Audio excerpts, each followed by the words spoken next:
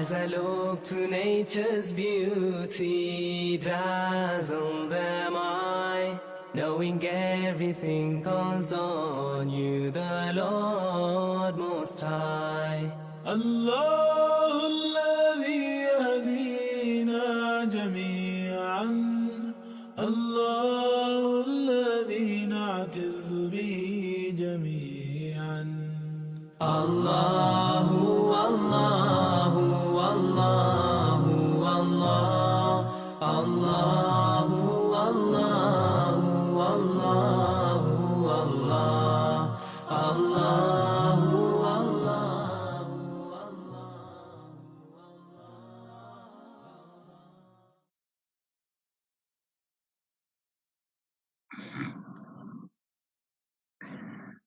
Assalamualaikum warahmatullahi wabarakatuh.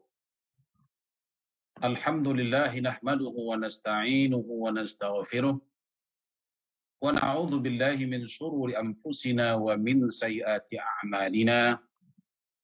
May yahdihillah fala mudilla lah wa may yudlilhu fala hadiya lah. Asyhadu an la ilaha illallah wahdahu la syarikalah wa asyhadu anna Muhammadan abduhu wa rasuluh. Alhamdulillah, puji syukur kita kehadrat Allah Subhanahu wa taala, di mana pada kesempatan ini kita masih diberi peluang dan ruang oleh Allah Subhanahu wa taala sekali lagi dalam rangka meneruskan kuliah Zoom kita melalui Masjid Istiqamah. Mudah-mudahan usaha mulia ini mendapat ganjaran yang sebaik-baiknya di sisi Allah Subhanahu wa taala, dan mudah-mudahan ilmu yang kita sampaikan ini dapat memberikan manfaat terutama kepada saya yang tukang sampai, demikian juga kepada para jemaah yang mengikutinya. Semua kita diberkati, semua kita dirahmati oleh Allah Subhanahu wa taala insyaallah. Para penonton sekalian, pada malam hari ini saya ingin mengajak kita semua membicarakan satu tajuk yang ringkas saja, yakni tajuk ini berbunyi la tahzan. Saya ulangi, la tahzan, yang maksudnya janganlah bersedih dan jangan pula berputus asa. Sekarang ini kita dalam suasana dicengkam lagi oleh pandemik COVID-19 ini yang masih penuh dengan harapan.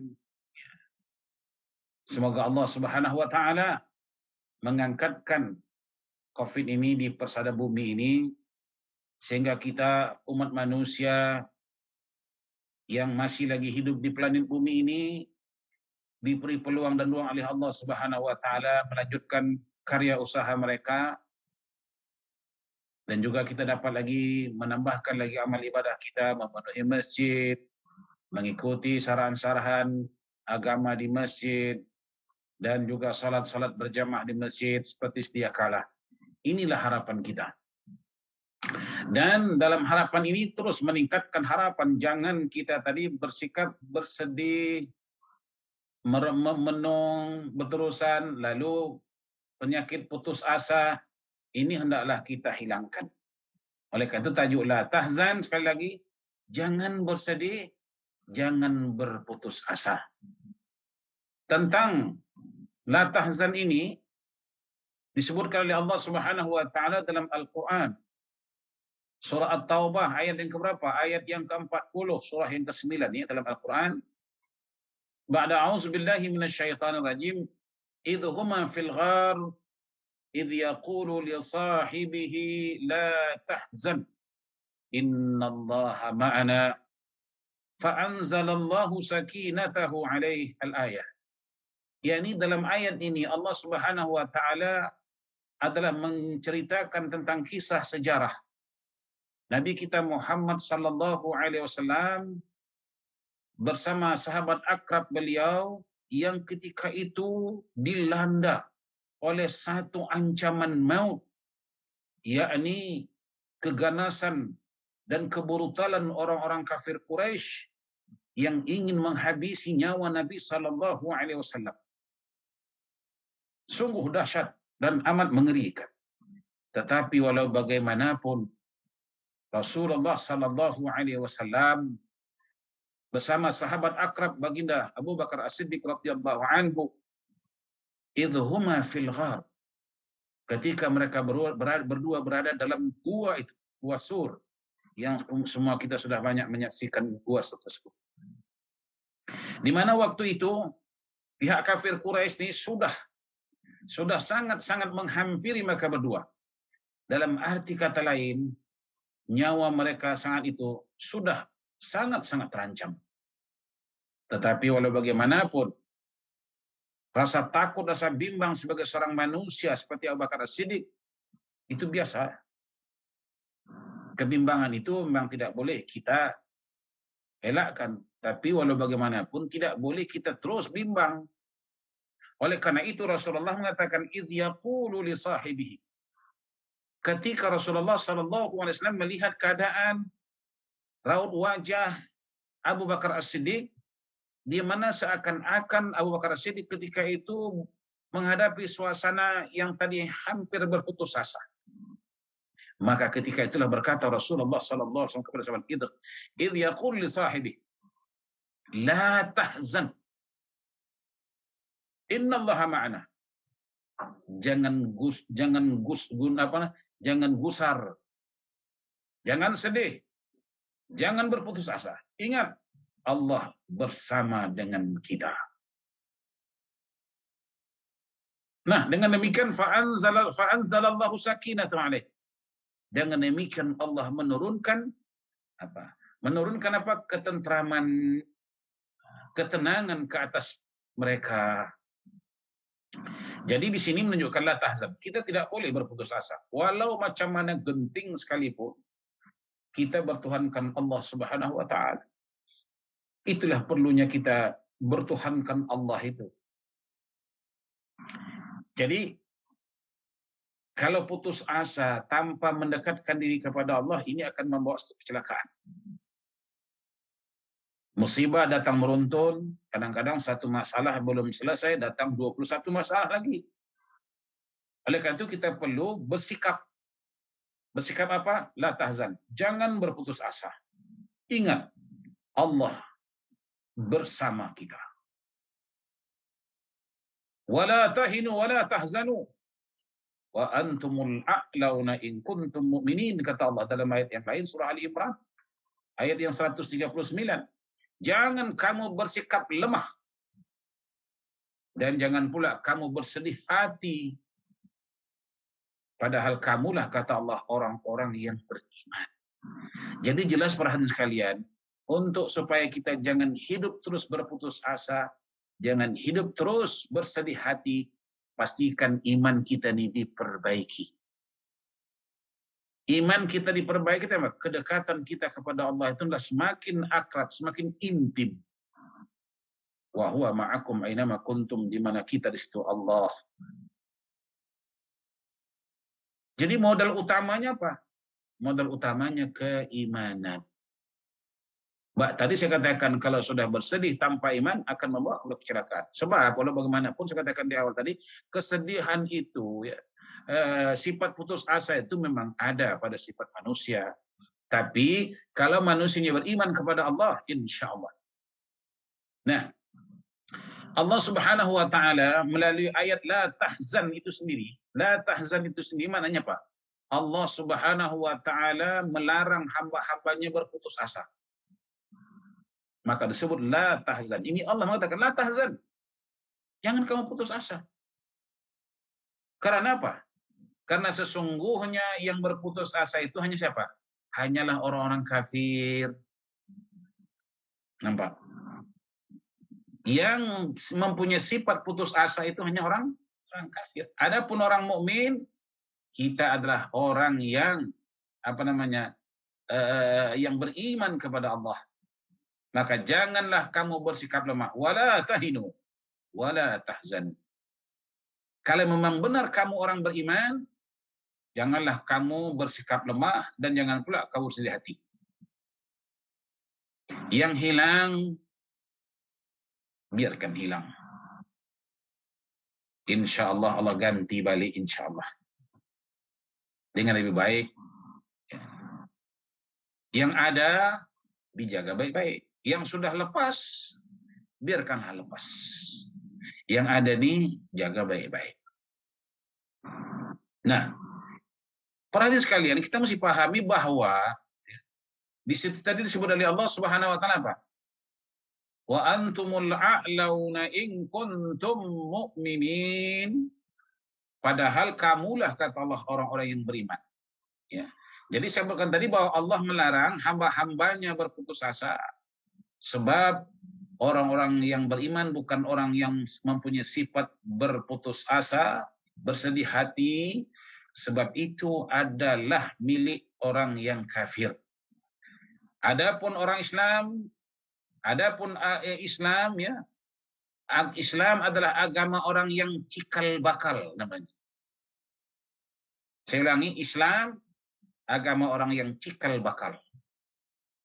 Islam agama orang yang tabah, tidak mudah menyerah.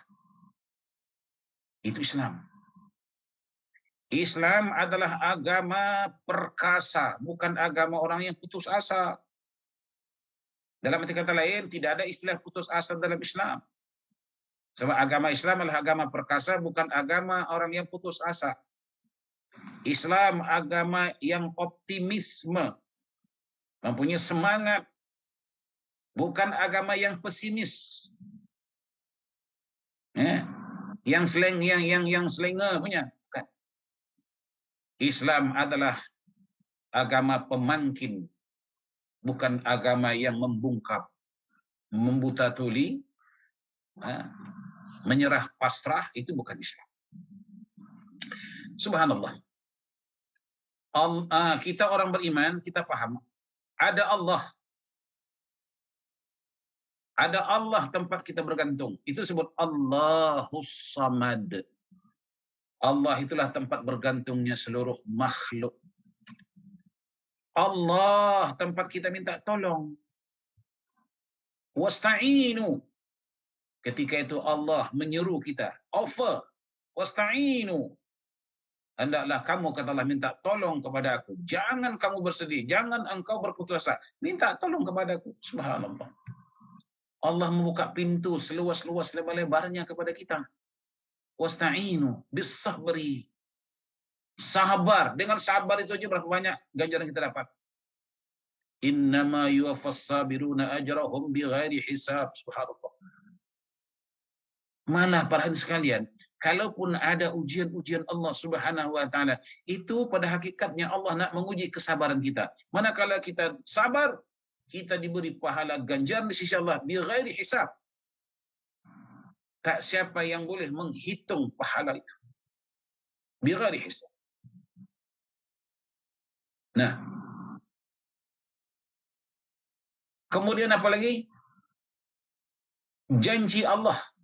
Ini janji Allah. Janji Allah terhadap hamba-hambanya. Al-Quran surah Ghafir. Surah Ghafir surah yang ke-40 ayat yang ke-51. Sila Anda buka itu Quran. Di sana Allah sebut apa? Inna lanansuru rusulana walladzina amanu fil hayatid dunya.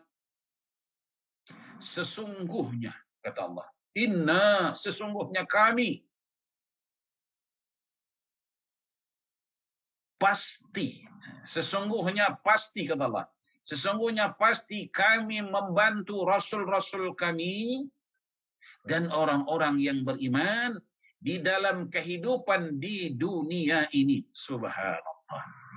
Jelas Allah beri jaminan. Saya ulangi, inna lanansuru rusulana walladzina amanu fil hayati dunya. Surah Ghafir tadi ya, surah yang ke-40, ayat yang ke-51. Sesungguhnya pasti katalah kami membantu rasul-rasul kami dan orang-orang yang beriman di dalam kehidupan di dunia ini. Subhanallah. Allah sudah beri jaminan. Jadi tidak ada tahzan, tidak ada nama putus asa, tidak ada nama semangat, bersedih, itu enggak ada.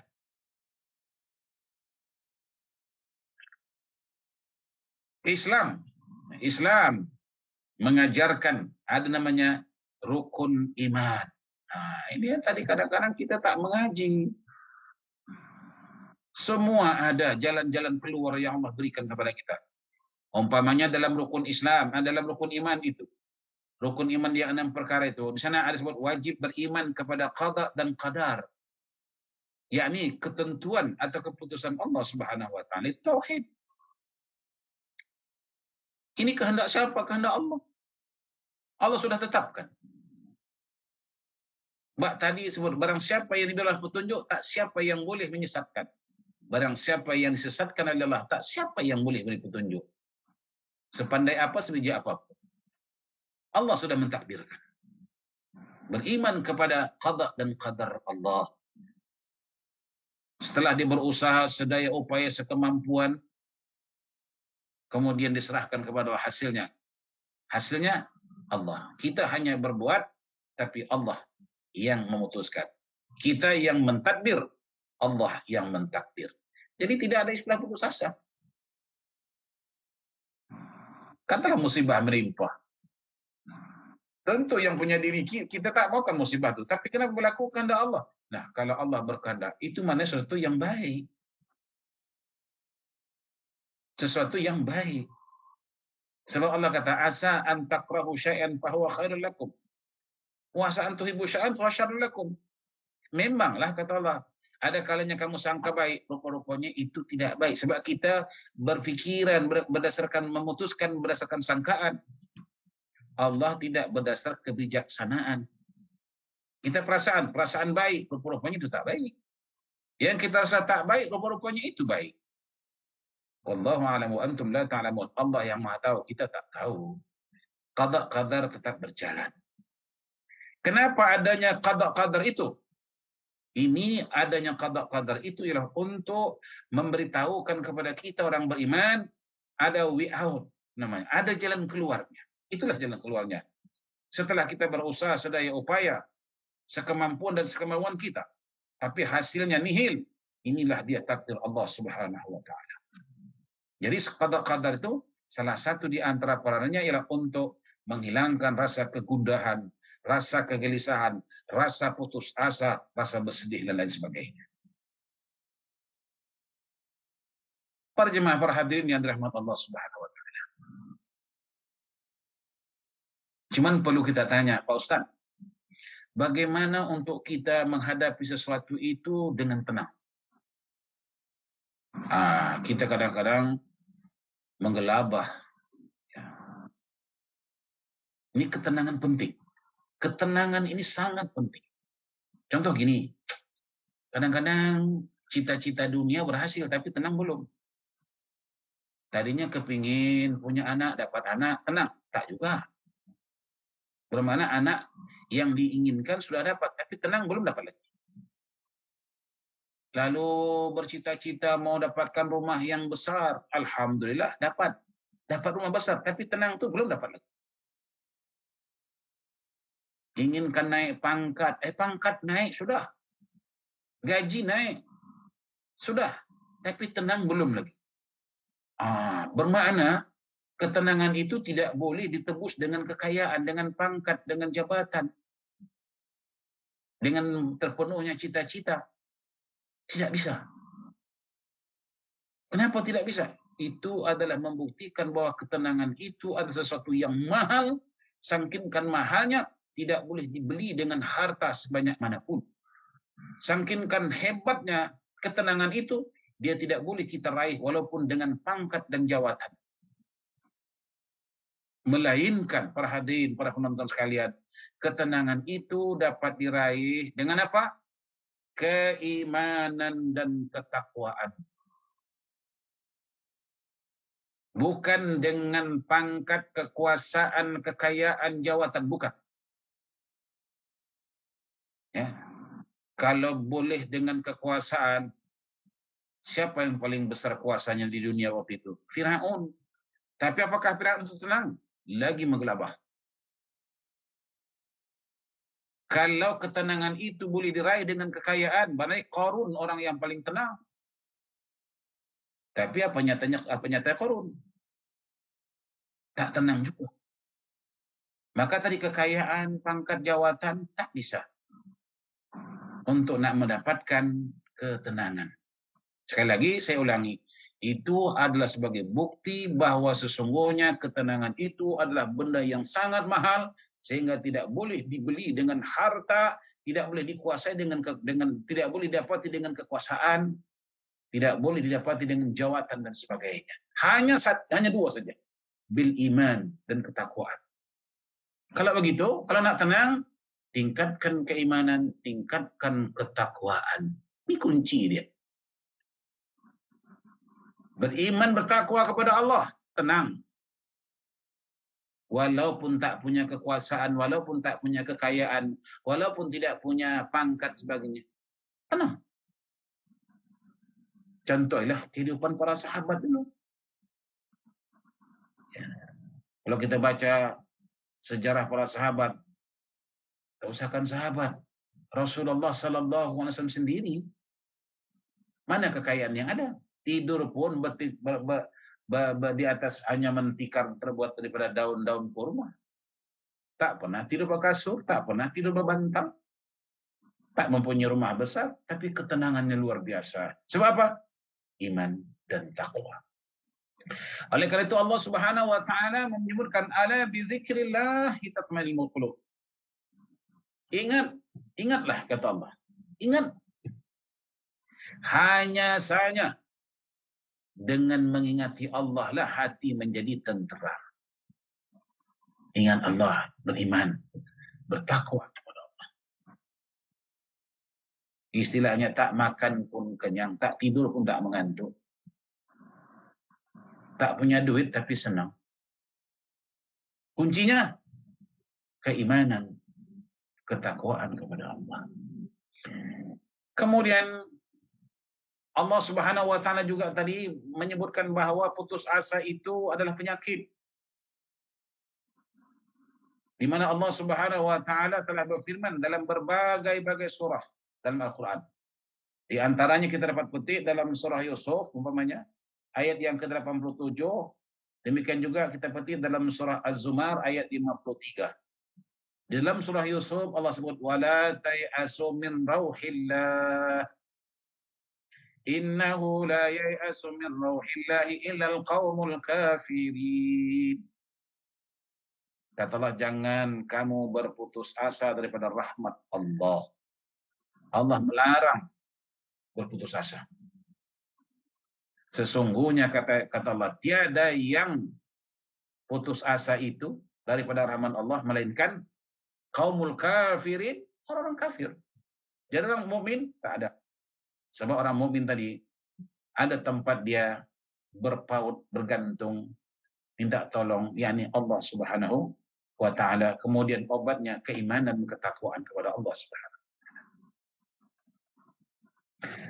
Qul ya ibadiyalladzina asrafu ala anfusihim la taqnatu min rahmatillah. Walau bagaimanapun suasana genting, suasana mendesak, perit dan sebagainya, kata Allah, la taqnatu min rahmatillah. Jangan putus asa daripada rahmat Allah. Umpamanya kita rasa aku ni tak ada harapan lagi diterima tobat sebab aku rasa aku sudah banyak sangat berbuat dosa. La ta'asmillah. Pahamkan kata Umar bin Khattab, kalau kamu rasa dosamu itu besar, maka ampunan Allah itu lagi besar. Kalau kamu rasakan dosa kamu itu besar, rahmat Allah itu lagi besar. Tapi pastikanlah engkau bertobat. Jangan pula udah bersalah dan melakukan dosa, putus asa, tak bertobat, ini celaka. La tayasu min rahmatillah. Jangan putus asa. Wala taqnatu min rahmatillah. Jangan putus asa. Ada tayasu, ada taqnatu. Ini adalah sebagai dalil Al-Quran menunjukkan tidak ada istilah putus asa bagi orang-orang yang beriman. Saudara-saudara sekalian, itu tadi cara untuk nak mendapatkan ketenangan. Ya. Ingat, kadang-kadang ada orang merasa, kalau aku kaya, aku tenang, aku bahagia. Itu khayalan. Itu biasanya penyakit orang miskin. Oh, nanti kalau aku kaya, aku senang, aku tenang. Itu khayal. Saya ulang sekali lagi. Ketenangan, kenyamanan. Dia tidak boleh diraih dengan apa tadi? Kekayaan. Ada pula orang merasa, nanti kalau aku naik pangkat, aku aman sedikit. No. Ya. Melainkan kalau dia mendapat keimanan, ketakwaan kepada Allah, itu ya. Coba rasakan nanti. Nah. Kemudian selanjutnya perhatian sekalian, lalu ditanya, tentu amalan-amalan apa yang boleh meraih ketenangan? Amalan apa? Kadang-kadang kita nak beramal banyak-banyak, barangkali tak mampu. Oleh karena itu, saya nak kasih garis panduan yang minimal sajalah, yang maksimal, yang maksimal. Kalau boleh yang minimal itu lagi bagus, yang maksimal aja saya kasih. Pertama sekali, untuk kita nak mendapatkan meraih ketenangan itu, tambahkan lagi rukuk dan sujud kepada Allah. Maksud saya, amal kita janganlah amal yang rutin hanya salat fardu 5 waktu. Bikin lagi yang sunatnya, sunat rawatibnya jangan tinggal. Salat sunat lainnya jangan tinggal. Zikir-zikir, doa-doa jangan tinggal. Itu maknanya tambahkan lagi rukuk dan sujud kepada Allah. Ini tak bertambah, itu dulu, itu sekarang, itu akan datang. Hatta yaumul qiyamah, itu juga. Contoh, salat sih salat. Tapi kadang-kadang ayat surah dibaca dalam salat itu aja. Artinya macam kita ni tak begitu ambil berat. Seakan-akan ibadah kita kepada Allah itu melepaskan batuk di tangga. Aku dah salat dah. Kira-kira begitu. Jangan pahamkan ibadah kita tu kepentingan kita. Bukan ibadah kita buat kepentingan Allah. Mana aku salat dah selesai urusanku. Itu bukan urusan, itu bukan kepentingan Allah. Kalau kepentingan Allah, aku dah buat dah. Terima tak terima itu punya hal. Ingat ibadah itu untuk kita. Maka dibuatlah secantik-cantik mungkin, sebanyak-banyak mungkin. Tambahkan lagi rukuk sujud kepada Allah. Nabi sebut, apa kata Nabi? Aqrabu ma yakunul 'abdu min rabbih wa huwa sajidun fa'akshirud du'a. Sedekat-dekatnya seseorang hambaku itu kepada Tuhannya, kata Allah. Wa huwa sajidun, adalah ketika mereka bersujud. Fa'akshirud du'a, maka dalam sujud itu banyakkan berdoa. Lamakan sujud. Hayati bacaan subhana rabbiyal a'la wa bihamdih. Hayati bacaan itu.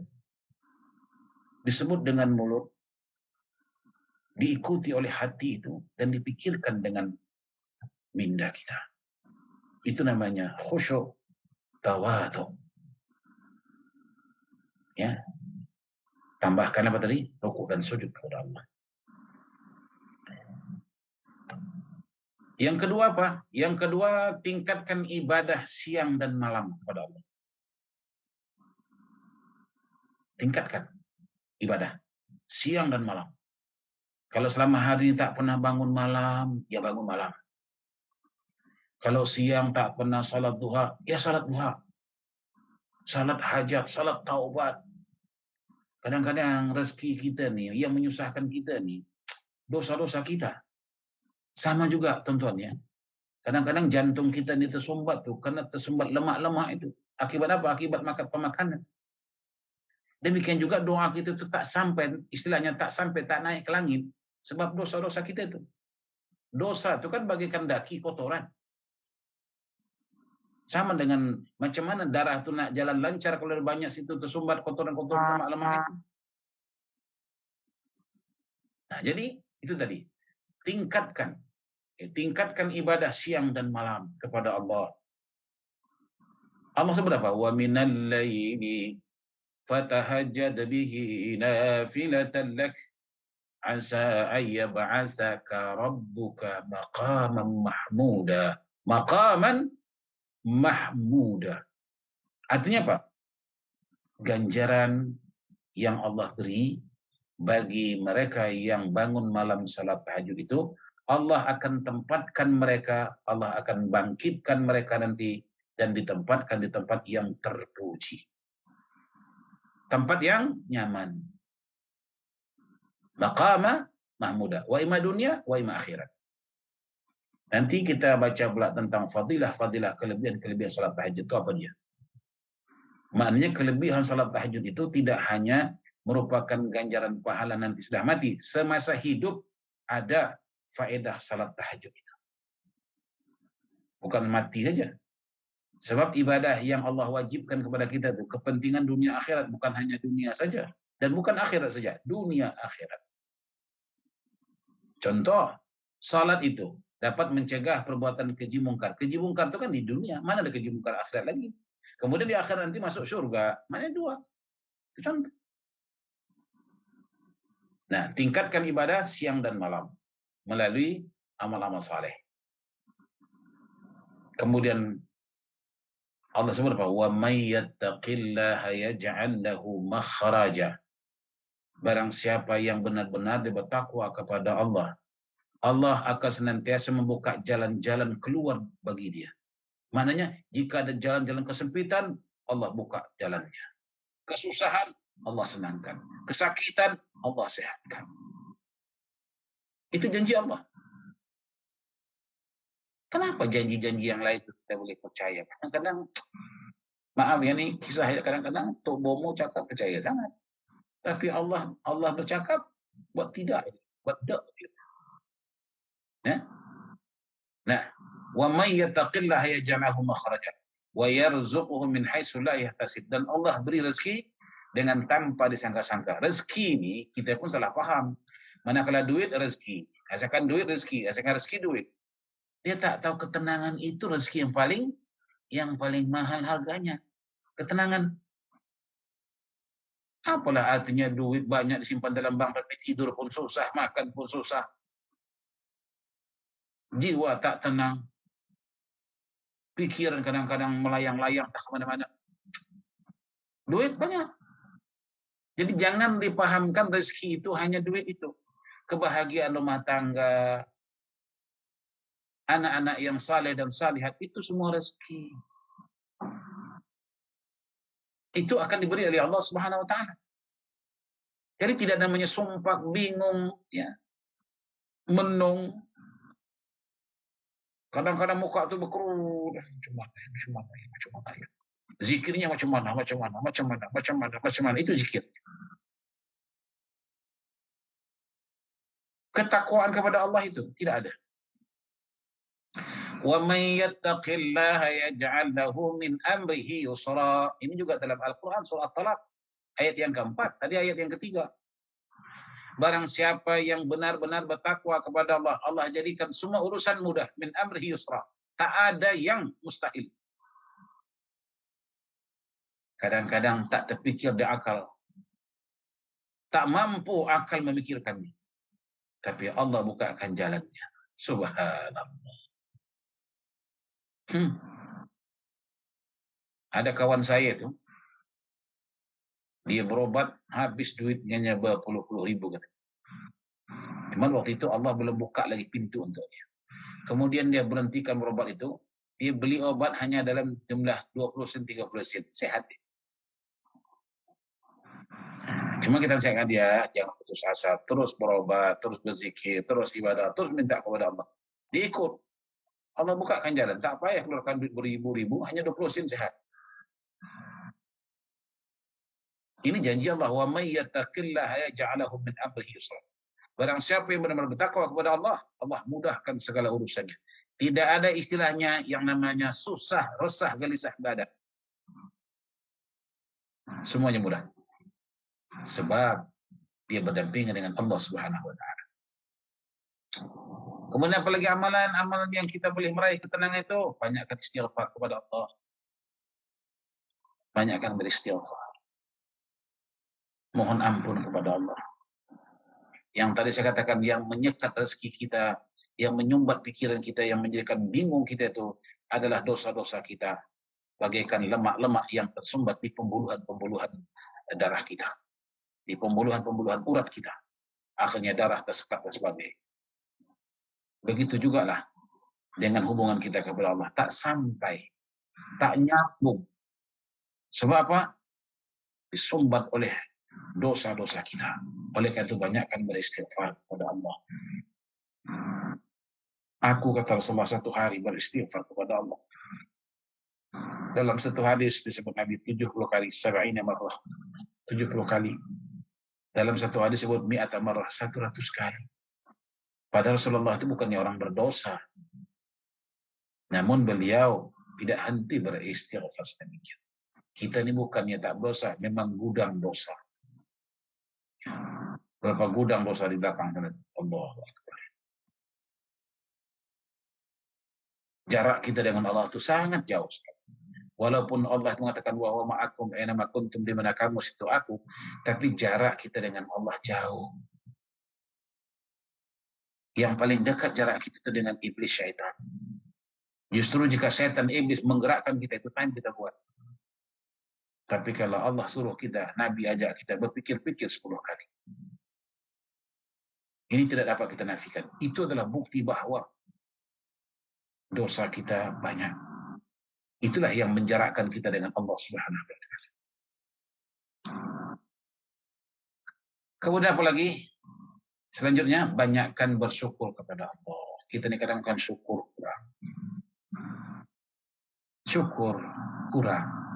Selalunya kurang banyak, kurang banyak, kurang banyak. Syukurnya nggak ada. Sudah dikasih sedemikian banyak, namun bersyukur susah. Padahal Allah sendiri sebut, la in syakartum la azidannakum.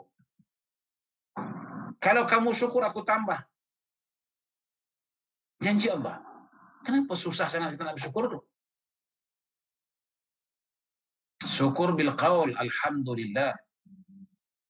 Syukur bil af'al, dengan perbuatan.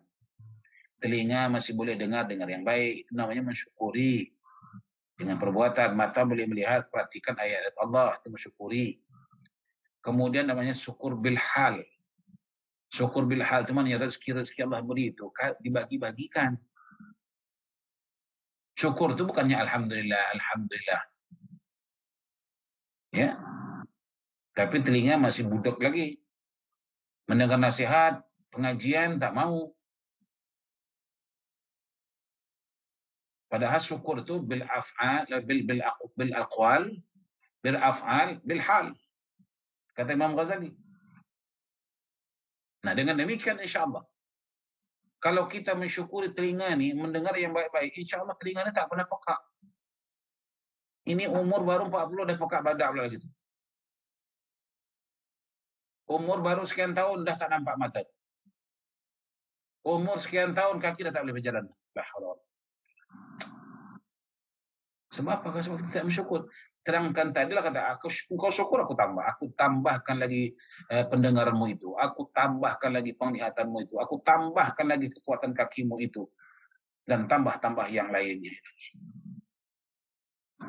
Tetapi sebaliknya, wala in kafartum inna azabi lasyadid, jika kamu kufur, azabku pedih, inilah dia.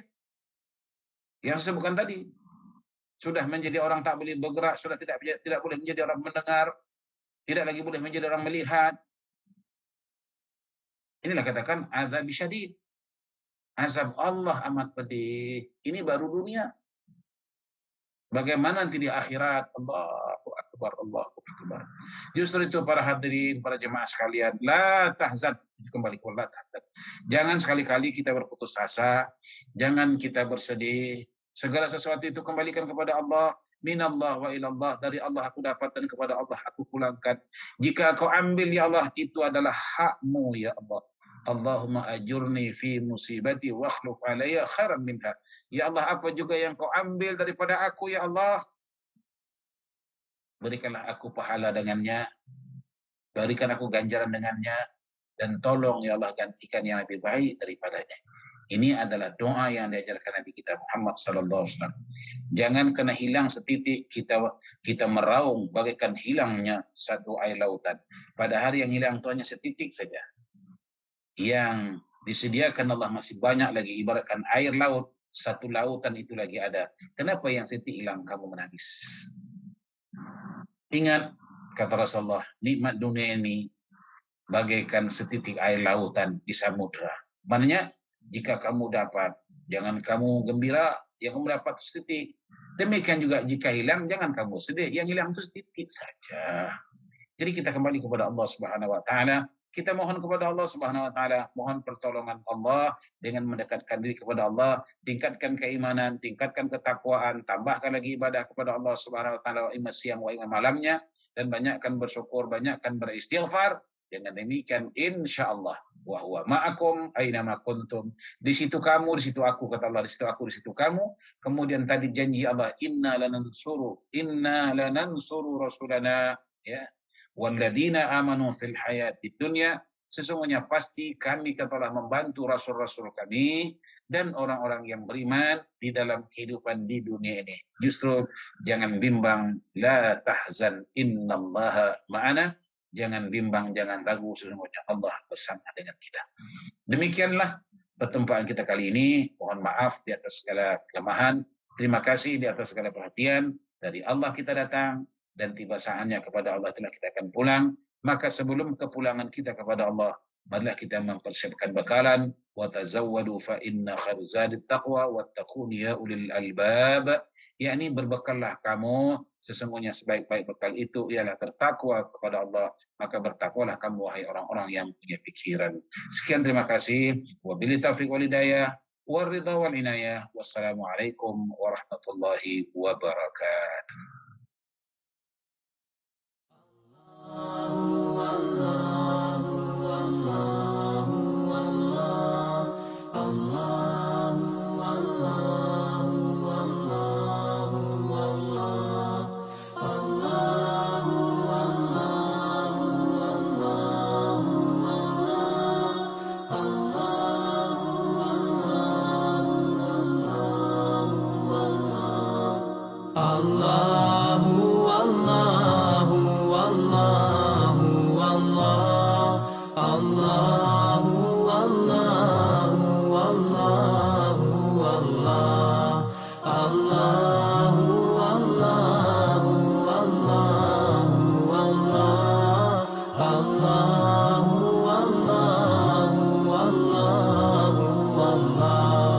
As I look to nature's beauty, dazzled am I, knowing everything calls on you, the Lord Most High. الله